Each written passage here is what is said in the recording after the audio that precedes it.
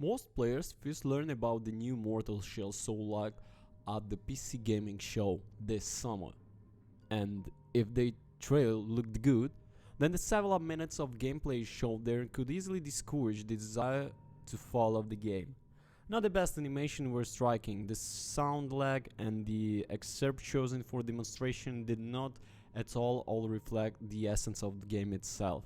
For the next month, the developers urgently corrected what the audience complained about, and judging by the July demo, the game is much better than the new Soul-like at the time seemed to be verified, patently executed technically with a pleasant visual range and an interesting combat system. Confuse only one thing, a team of about 15 people is engaged in the project, and their resources are clearly limited. With such a base, it is physically impossible to create a game without any compromises, the gameplay of which would not be inferior to other Souls-like. Therefore, for the sake of the high quality of the final product, it was necessary to severely limit the amount of content in Mortal Shell in comparison with the competitors. As a benefit, a clone of Dark Souls, the gameplay of the Mortal Shell is based on mechanics familiar from software games. Enemies are relatively few, each of them is dangerous even alone. Battles are tied to verified strike timings, management of stamina and dodge, which gives several frames of invulnerability. Exploration of location is reduced to moving between the bonfires. After visiting them, all enemies are revived again. And if the main characters die, all accumulated tar is lost, and an analog of souls from the Dark Soul, both gameplay and storyline. Mortal Shell has its own interesting solution. The main character is a kind of creature capable of settling into the bodies of other people. In total, you can find 4 such skins in a game, and each of them is unique. From a gameplay perspective, they have different passive skills for pumping and stamina and health indicators. From the point of view of the plot, each of them has its own background, which is noticeable from the pumping menu and from the phrases of the NPC who recognize this or that person in you. Due to the essence of the hero, the first death after visiting the fire is not critical. The character is simply thrown out of his shell with a minimum level of health, and if you manage to regain the shell, then the health will be fully restored. The system resembles Sekiro but adjusted for the local structure of the universe, but the authors completely abandoned Estus and analogs. There is no self-refilling flask or instant healing potion here. Instead, healing is proposed to be replaced with consumables, mushrooms, and friend rats.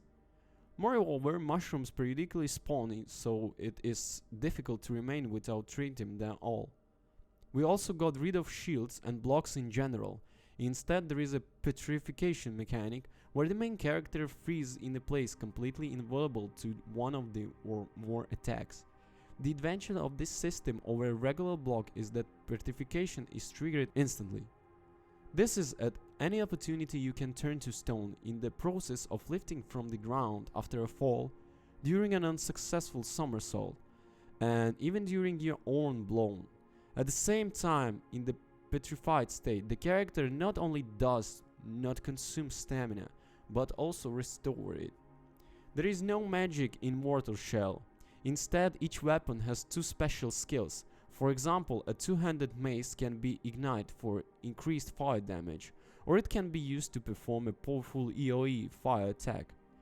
To use these skills, you first need to accumulate 2 cells of abilities, constantly attacking the enemies. If the cell is not completely filled with energy, then without active actions on the part of the player, its charge will quickly disappear. In addition, the cells can be spent on kicking the enemy, helps to break the shield or push the enemy into the abyss, and perform a counterattack. The latter can be carried out by successfully completing parrying, which works according to the usual scheme.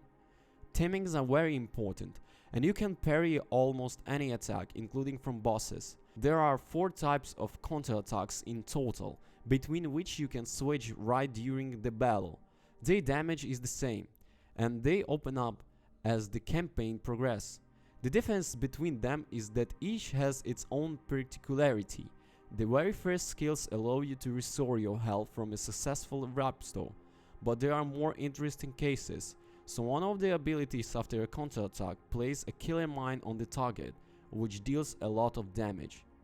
Alas, the developers failed to copy from software approach to the level design. After the local gorges and templates, you beg to remember the Plague City from the Dark Souls. There are 4 locations in the game. The largest among them is the vicinity of the tower, the local hub. It also connects all the others. It looks like a cross between swamps and an ordinary forest. The rest of the levels are temples in different biomes. It would seem that everything is in order. There are several biomes. Locations are not repeated, they look stylish, but finding out where they go, at least in which direction they way back, is a real challenge. Unlike the demo, the levels here are not linear, but rather like a maze. The corridors have not gone anywhere, they just have become many times more. The problem is that different parts of the same location look exactly the same. For example, if we are in a crib, all the walls will be in the same coffins. There are no external landmarks showing where to go. There are no even signs, which is why you have to often return and carefully remember where you came from. Although this does not help, this is all due to the fact that the corridors are interconnected, not only directly but also through magic doors, portals or holes in the walls. And situations will constantly arise when you climb to the other side of the tunnel and do not understand at all where you are, at the beginning of the dungeon, at the end of the 5 steps from the previous place. At the same time, it should be noted that all through at the levels you do not want always understand where to go. They themselves look very nice, like everything in the game in general. The graphics in the Mortal Shell are not cutting edge, but the environmental design helps smooth our corners, plus it has IGR support. Working with effects is especially impressive. Sparks, frost, flames, and the other things look great, and thanks to properly working sound and scripts responsible for camera behavior, all this adds dynamics to the battle. At the same time, the effects do not interfere with the view during the battle. Overall, Mortal Shell is very aesthetically pleasing. It looks great. The design of the environment always suits the situation. While the script was clearly written under the influence from software work, the same motives and premises, the same mysteries, the same characters were looked to share the information. If we talk about the gameplay, the plot, and in general some kind of artistic value, then Mortal Shell, if it does not surprise the best representation of Soul-likes, we do not take into account of the Soul series itself, it still has a completely different quality bar, then at least stands in one row with them. However, games in this genre are famous for the volume of content. Even in relatively small Soul-likes, there are many types of weapons and armor, a large roster of monsters and bosses, a variety of locations, but the same cannot be said in Mortal Shell. In it, for example, there are only 4 types of weapons: a mace, 2 different swords, and a hammer with a chainsaw. There are also 4 types of armor, and they come with this shell and actually replace your main character for you. This shares some pop for tar and reflection, 2 local currencies.